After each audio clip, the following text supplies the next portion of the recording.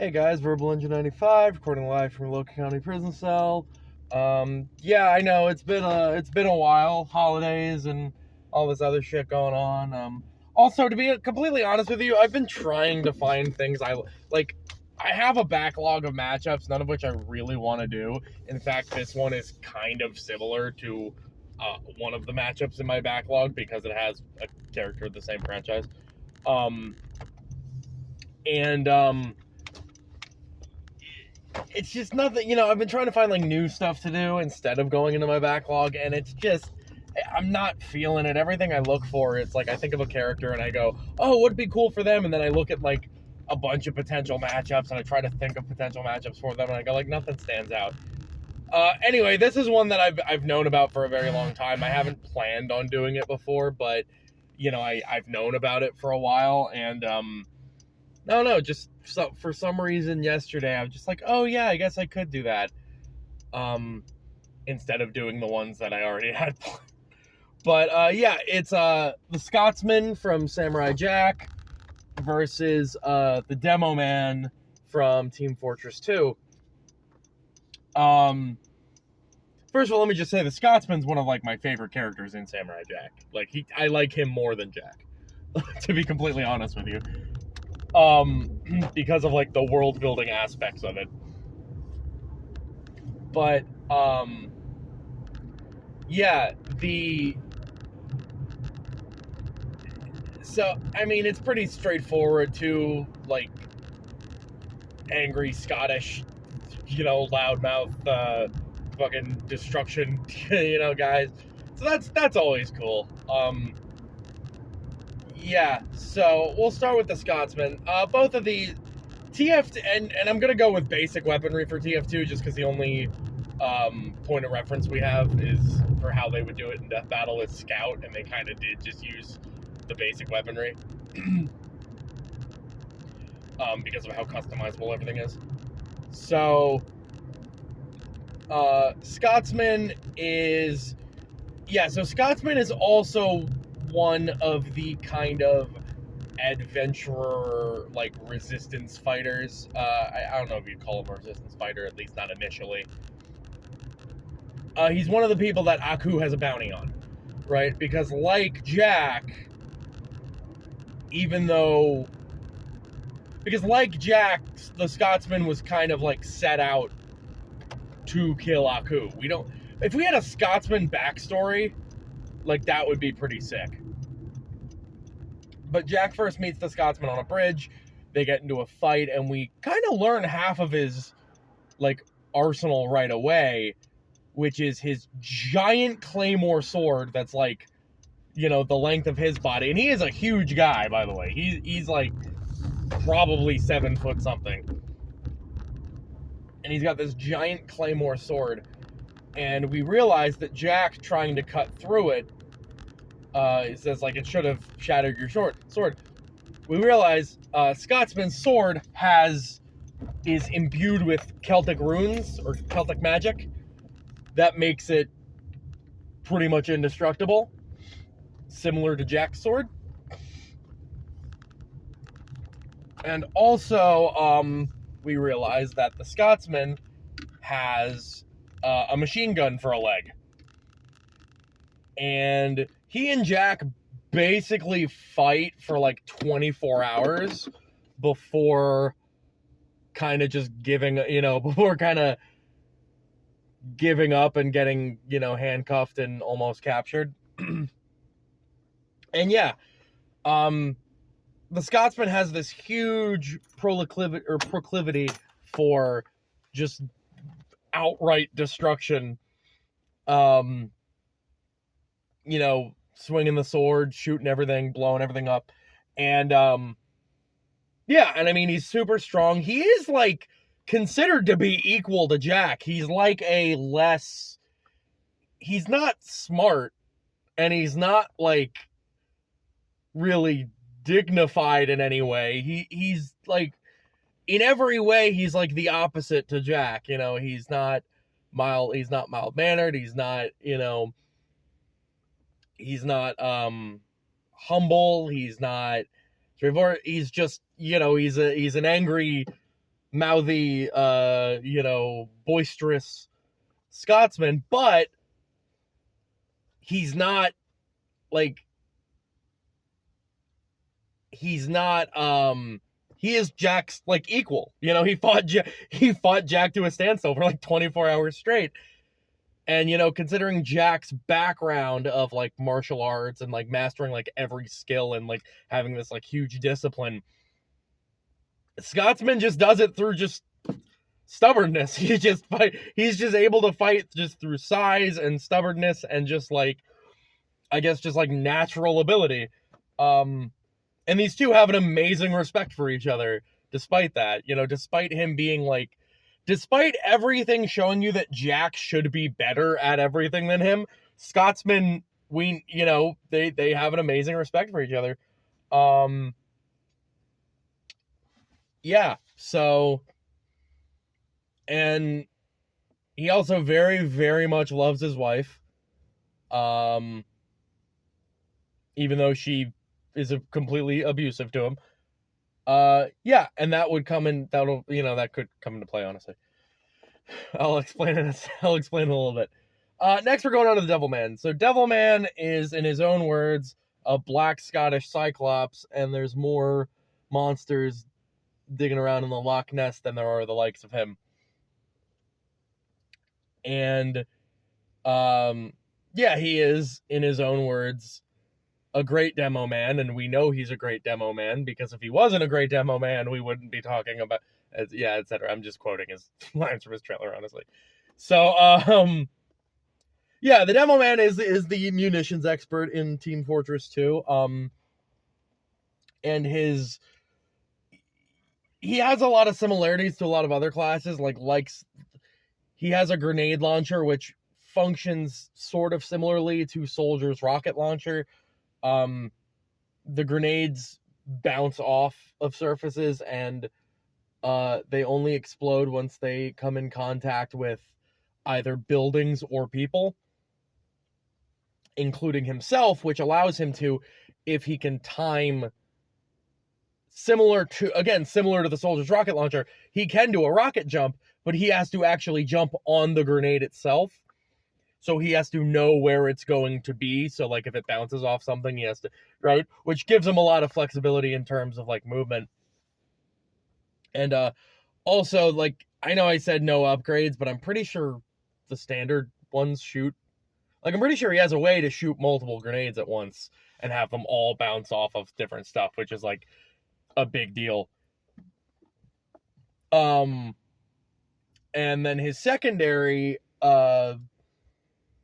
weapon is the sticky bomb launcher, which is a little more devious because it launches these kind of barbed, bombs that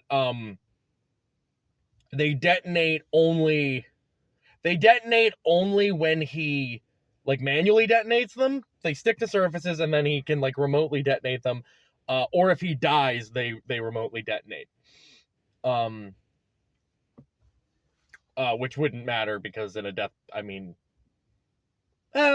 could come up. You could potentially conceive a tie, but from that, but I don't think that's enough evidence to think that there would be a tie. That's just like one scenario that could happen. And then aside from that, he also has some melee weapons. He carries around a bottle of, I think it's like a bottle of scotch with him, which, fitting. But he does use that as a melee weapon in game. And then he also has just a giant shield, like just a giant wooden like cavalry shield that he carries with him, and he charges into you. And charging with this removes all debuffs from him in game, though that's probably just game mechanics. But it does, despite being a wooden shield, this shield does have incredible like insulation from like fire and explosions and things like that. Like it reduces like damage from like pyro and from, again, like the rockets or like enemy Demoman and stuff. Like it reduces specifically fire and explosion damage, which it's a pretty fucking sturdy shield. But yeah, also it does like melee damage when he charges into you, but he can only, in game he can only charge in one direction though. I don't know if that would come into play. Probably just because he can't see with it, I would imagine. so like he's not going to be moving around. But yeah, no, pretty self-explanatory. I mean, you have to the thing about any TF2 character is not just because of like the lack of characters in the game, but also because the game is designed so that the characters have this like check and balance system to them. You know, like Spy can disable, you know, engineer turrets, and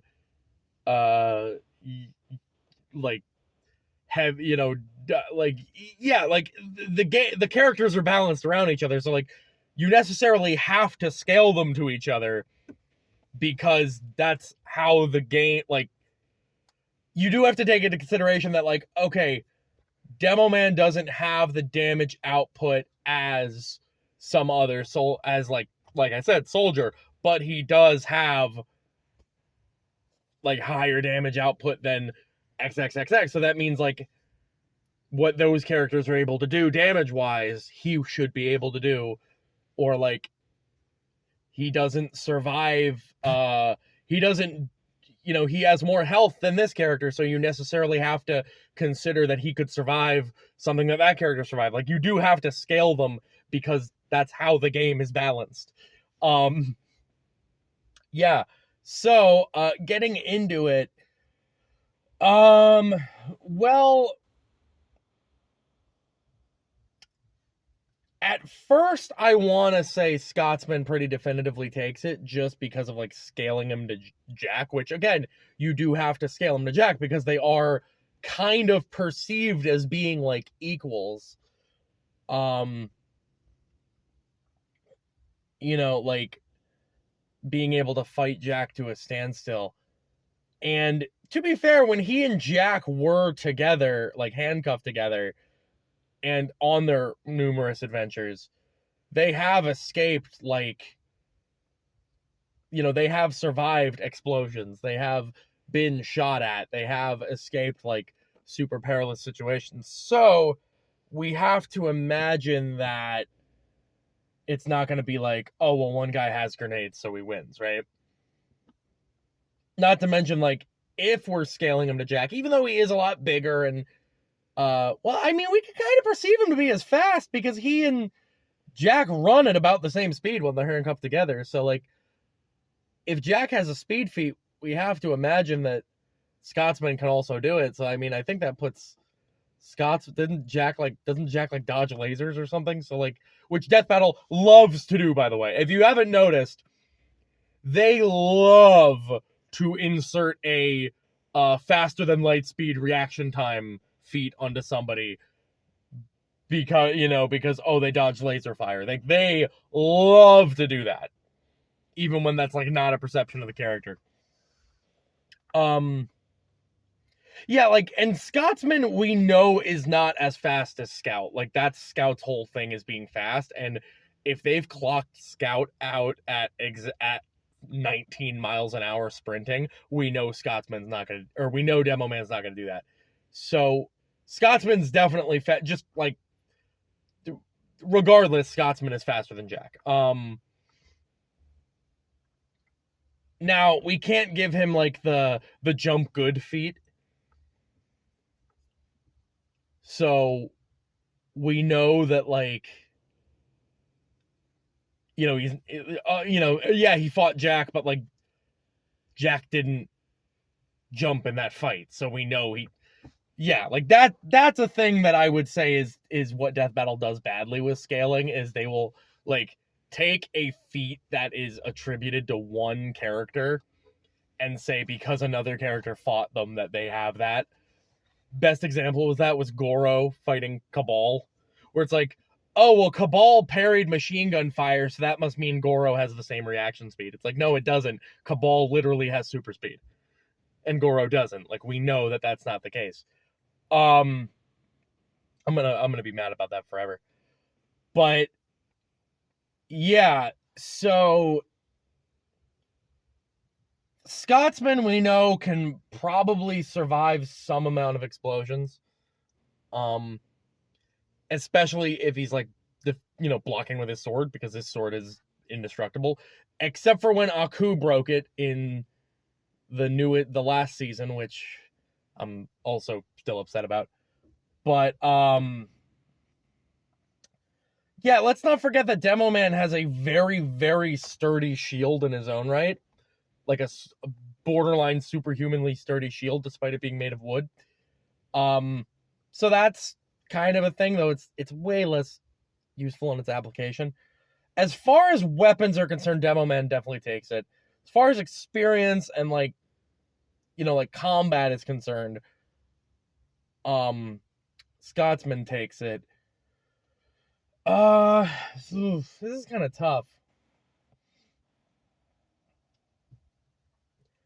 I would say, even though Scotsman has this giant sword, so like he brought, a claymore you can't really fight up close with, but or at least not like really close, but at close proximity, because if I'm not mistaken, aside from the jumps, Demoman is not immune to his own explosives, right? He can die from his own explosives. So if Scotsman...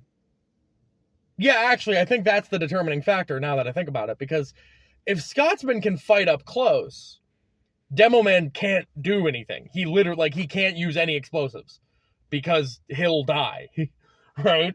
You can't throw a grenade at a guy that's charging at you, right? Or use you can't put a sticky bomb on a guy that's running at you, or you can't detonate it at least. So that's definitely like a weakness on Demoman. So you think, okay, well, Demoman will just stay at a distance. Well, now we're taking into consideration the speed difference. Because if we're looking at Jack and saying he's dodging laser fire, and we're scaling Scotsman to him, Scotsman's going to be able to close that gap pretty fucking quick, especially with a claymore sword. So, yeah, I think Scotsman pretty definitively takes it at that point, just because, like, he completely nullifies... I mean, like, Demoman can fight up close as well, but he's not, like, a bottle of scotch and a battering shield is not going to, like, be, even though it is a very sturdy shield, is not going to be enough to, like, kill Scotsman. Even Scotsman even survived, similar to Jack. He survived 50 years under Aku's, like, rule, aired, like, dozens of children, and even kind of led the uprising against Aku, like, leading to Aku kind of, like, hibernating and the world like rising against him. So yeah, like, Scotsman's very good at surviving. He's fought a lot of battles. So when we, like, yeah, that's pretty much it. And the other thing that I would take into consideration is if these two are mouthing off at each other, they're both going to get very angry. And what Scotsman will do if you insult his wife is very different from anything Demoman is capable of doing. So yeah, I'm gonna go with Scotsman on this. But this is this would be a fight I would think would be fun to watch. The two voice actors would probably have a lot of fun with it. Anyway, Verbalingen 95. See ya.